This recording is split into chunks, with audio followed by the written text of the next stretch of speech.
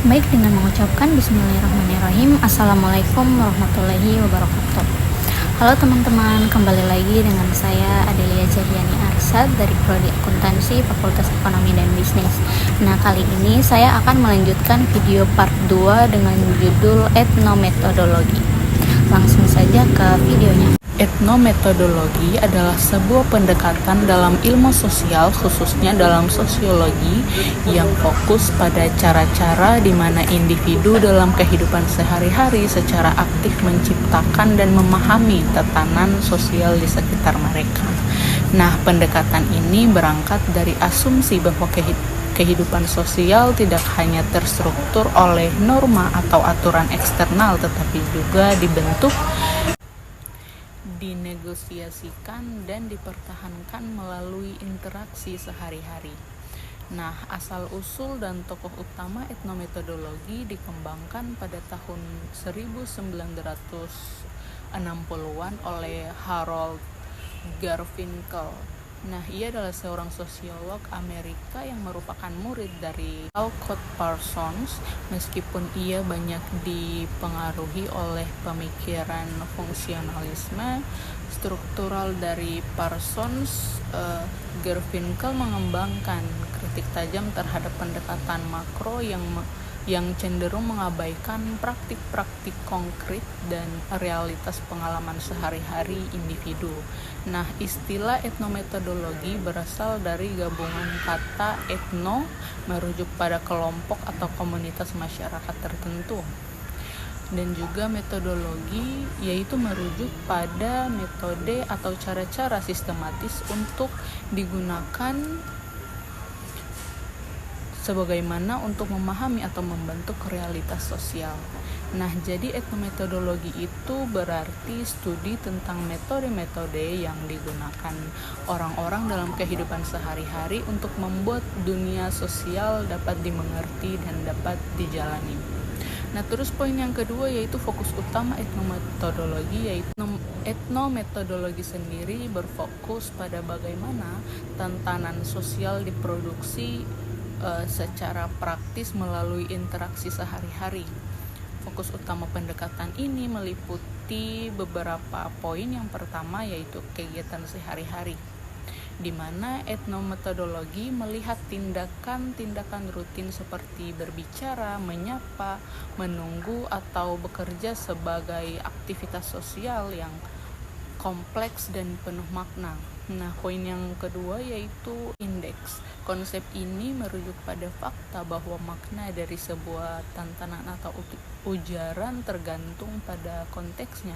Artinya bahwa pengalaman sosial tidak bersifat tetap, melainkan bergantung pada situasi spesifik di mana tindakan itu terjadi. Nah, contohnya kalimat "saya akan datang nanti". Nah, ini memiliki makna yang bergantung pada siapa yang mengucapkan, kepada siapa, dan dalam situasi apa. Terus poin yang ketiga yaitu refleksivitas, di mana refleksivitas ini berarti bahwa tindakan sosial tidak hanya dibentuk oleh aturan, tetapi juga menciptakan dan menegaskan kembali aturan tersebut. Dengan kata lain, tindakan sosial membentuk dan mencerminkan struktur sosial itu sendiri. Nah, poin yang kesekian yaitu keberuntungan sosial sebagai produk, bukan pemberian. Dalam pandangan etnometodologi, keteraturan sosial bukanlah sesuatu yang sudah ada dan diterima begitu saja, tetapi merupakan hasil dari kerja keras sosial yang terus-menerus dilakukan oleh individu dalam interaksinya. Yang ketiga yaitu metode penelitian etnometodologi, di mana etnometodologi menggunakan pendekatan kualitatif yang sangat mikroskopis. Nah, metode utama yang dipakai yaitu pengamatan partisipatif, di mana ini mengamati interaksi sehari-hari secara mendalam, diantaranya yaitu analisis percakapan atau conversion analysis, yaitu mengkaji struktur dan pola dalam percakapan sehari-hari. Dan ada juga eksperimen gangguan yaitu teknik yang diperkenalkan oleh Garfinkel, yaitu dengan sengaja melanggar norma sosial untuk melihat bagaimana orang merespon dan bagaimana tatanan sosial dipulihkan. Nah, contoh eksperimen gangguan yaitu Garfinkel meminta mahasiswa untuk bertindak seolah-olah menjadi tamu di rumah mereka sendiri. Nah, reaksi dari anggota keluarga menunjukkan bagaimana norma-norma rumah tangga secara tidak sadar dipertahankan. Terus yang keempat yaitu kritik terhadap etnometodologi. Nah, meskipun inovatif penting dalam pengembangan sosiologi, etnometodologi juga mendapat berbagai kritik, antara lain terlalu fokus pada mikro dan mengabaikan struktur makro. Yaitu kritikus berpendapat bahwa etnometodologi gagal menjelaskan bagaimana kekuasaan, ideologi, dan struktur sosial yang lebih besar membentuk interaksi sehari-hari. Nah, terus kurang memberikan solusi praktis atau teori normatif. Karena fokus pada deskriptif aktivitas sosial, pendekatan ini dianggap kurang memberikan kontribusi terhadap perubahan sosial atau kebijakan. Nah, selanjutnya bahasa yang sulit dan terminologi yang kompleks. Tulisan Garfinkel dan para pengikutnya rumit dan tidak mudah dipahami bahkan oleh sesama sosiolog. Yang kelima yaitu pengaruh dan aplikasi etnometodologi. Meskipun banyak dikritik, etnometodologi memiliki pengaruh besar terutama dalam sosiologi interaksionis, di mana ada pula kajian percakapan conversion analysis yang sangat berguna dalam linguistik, psikologi, dan ilmu komunikasi. Terus ada juga kajian teknologi dan interaksi manusia komputer. Nah, ini di mana dipelajari bagaimana pengguna memahami dan berinteraksi dengan sistem teknologis dalam konteks sosial. Melalui analisis terhadap tindakan rutin, bahasa, simbol, dan konteks interaksi sosial, etnometodologi mengungkap bagaimana individu menggunakan metode masyarakat atau metodos dalam menginterpretasikan dan menavigasi situasi sosial. Nah, hal ini mencakup penggunaan bahasa sehari-hari, penafsiran terhadap norma sosial, serta cara-cara individu menanggapi ketidakpastian atau ambiguitas dalam interaksi sosial. Nah, dengan kata lain, realitas sosial bukanlah entitas objektif yang eksis secara independen, melainkan hasil dari konstruksi sosial yang terus-menerus dilakukan melalui tindakan dan interaksi. Nah, perlu teman-teman ketahui juga bahwa etnometodologi ini juga menolak pemisahan antara aktor dan sistem sosial. Nah, di mana pendekatan ini menunjukkan bahwa sistem sosial ini sendiri dibentuk dan diproduksi melalui tindakan individual yang tampaknya sepele atau tidak signifikan.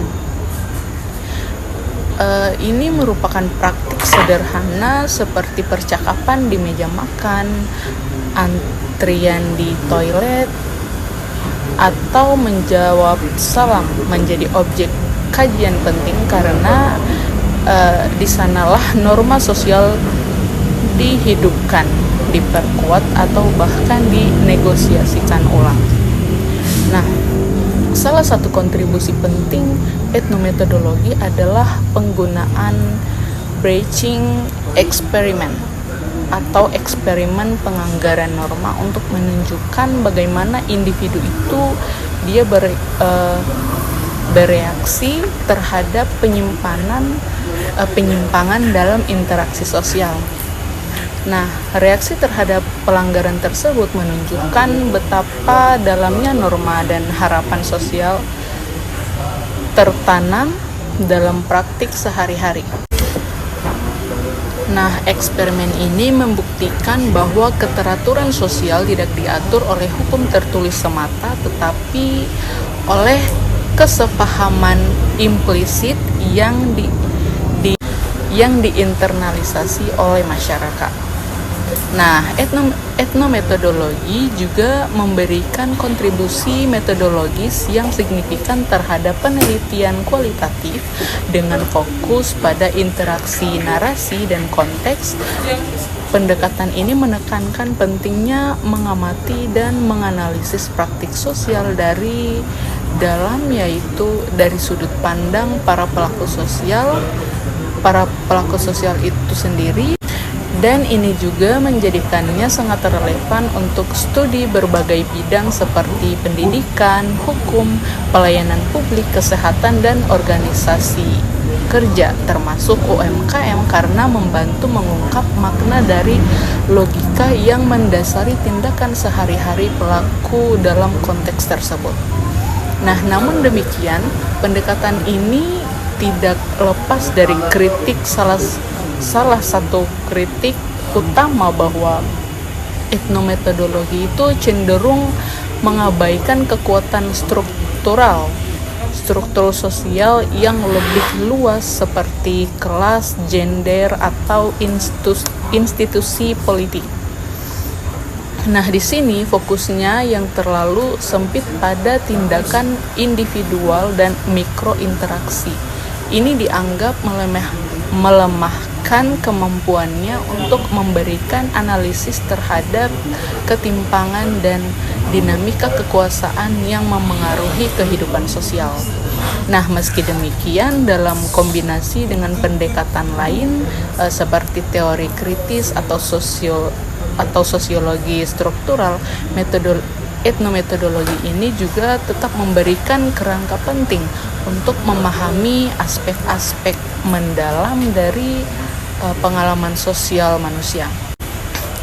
Nah, secara keseluruhan, etnometodologi menawarkan wawasan sangat berharga dalam memahami bagaimana sih keteraturan sosial itu bukan hanya diciptakan oleh struktur besar atau institusi, tetapi juga dibentuk dan dipelihara oleh praktik-praktik sosial sehari-hari yang seringkali tidak disadari. Nah, dengan demikian, pendekatan ini memperkaya pemahaman kita tentang dinamika masyarakat modern dan menekankan pentingnya tindakan sosial dalam pembentukan realitas sosial yang kita anggap biasa dan alami. Nah, jadi dari berbagai penjelasan saya bisa ditarik kesimpulan bahwa etnometodologi adalah pendekatan unik dalam ilmu sosial yang menyoroti bagaimana orang secara aktif menciptakan realitas sosial melalui praktik sehari-hari mereka dengan menggali tindakan-tindakan kecil yang sering dianggap sepele. Nah, etnometodologi membantu membuka pemahaman yang lebih dalam mengenai keteraturan sosial dan bagaimana ia dibentuk, dipertahankan, dan dinegosiasikan dalam kehidupan nyata. Pendekatan ini mengajarkan kita bahwa masyarakat bukan hanya sesuatu yang kita jalani, tetapi sesuatu yang kita buat terus-menerus dalam interaksi kita dengan orang lain. Mungkin itu saja yang dapat saya sampaikan. Lebih dan kurangnya saya mohon maaf. Wabillahi taufiq walhidayah. Wassalamualaikum warahmatullahi wabarakatuh.